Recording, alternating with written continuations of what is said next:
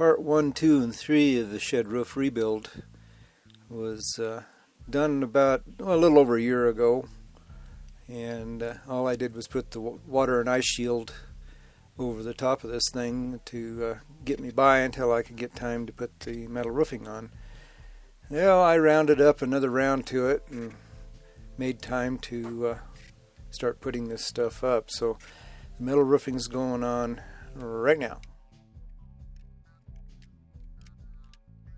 Well, the first thing we got to do is put these little strips down, so have a little air gap between the metal roofing and the roof, and I'm going to screw the roofing right down through this.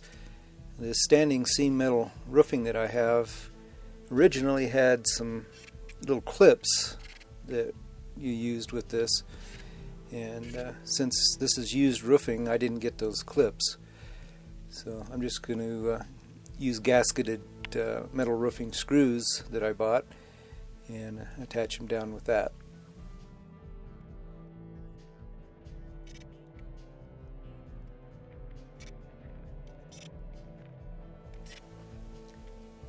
So I did some precise calculations, and my phone told me that I needed to space these strips out a certain distance. For some reason that calculator was a little bit off, but only about an inch. And the other mistake I made was these first strips that I put on, they're 8 foot long, but these first strips I put on, I put way too many screws in them. And the very first screw I put through that metal roofing, I went right down in the top of one of those screws. And I had to take the panel back up, remove that screw, and then put my sheet metal screw down through there. Learned my lesson. All I need to attach these things by a couple of screws, and that's what I did on the rest of them. But you live and learn.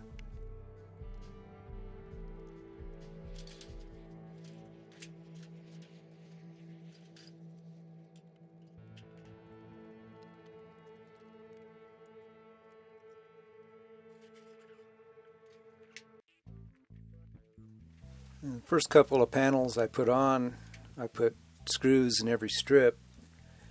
Then all the other panels I only put 2 screws in. I am going to go back and add a screw or 2 here and there in the middle of the field on those, just to make sure that the wind doesn't pop anything up. These overlapping standing seam metal panels hold down pretty good, but you don't want to put too few screws in, especially in the high wind area. And I'm kind of close to the top of a hill right here, and we do get some pretty nasty winds up here.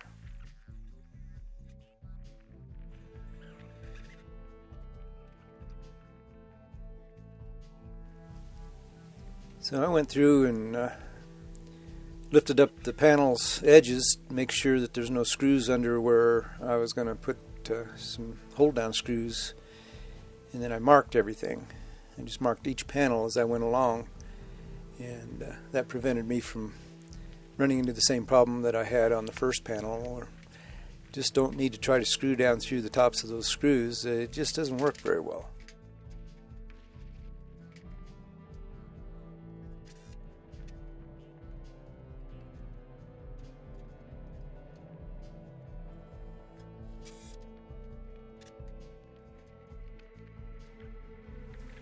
Now, with all those strips being marked on the top of the panels there, when I go back and add some extra screws in the middle, I know where all the strips are at, and I can screw right down through them real easy.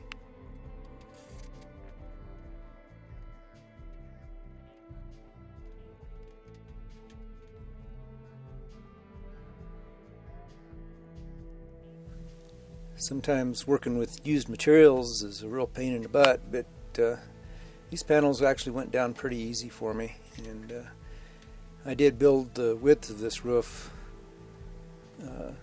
specifically for these panels. Now the length, at least on the left side of this shed, doesn't really matter because there's going to be more roof added over there next to the water tank to keep that whole area closed in.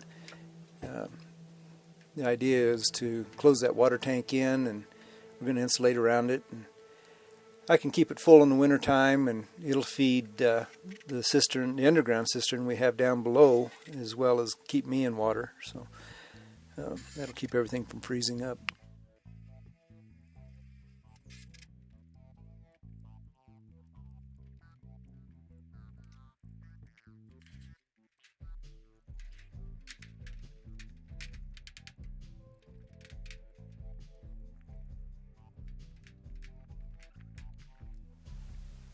So I'll put up some fascia boards around that roof area, and as far as the siding on the shed is concerned and the wall around the water tank, I'm going to mix up some clay we have around the ranch here, mix it with some straw and stuff, and plaster that wall just to make a little insulation, so to speak, and maybe it'll kind of dress it up, make it look a little better. The only other alternative is to replace the siding, and I don't want to do that, so we'll try the stucco.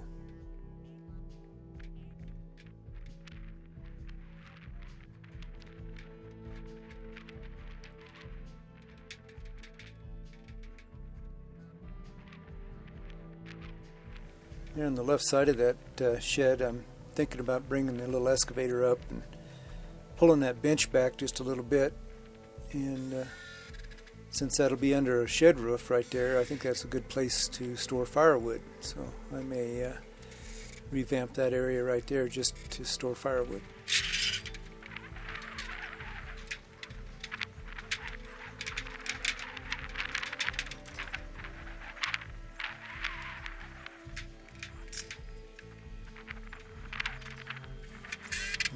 The roof over the RV is just going to be where the shed is right now, but I have the material to actually extend that clear to the front of the RV, but that'll be down the road a little ways. I got to round up some more roundtuits.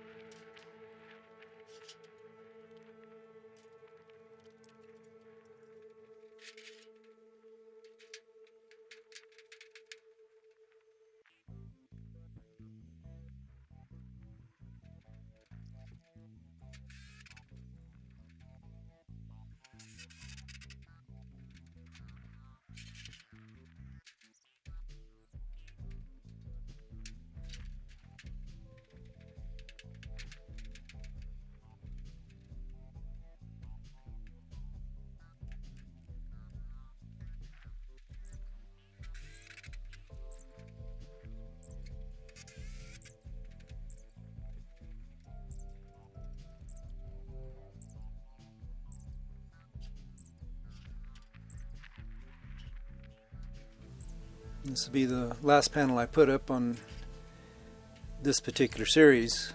The next series will be the roof over the RV, and I'm not sure what I'm going to name that series, but maybe a roof over the RV. And that will include extending this left side roof over next to the water tank and finishing up the metal roofing that direction.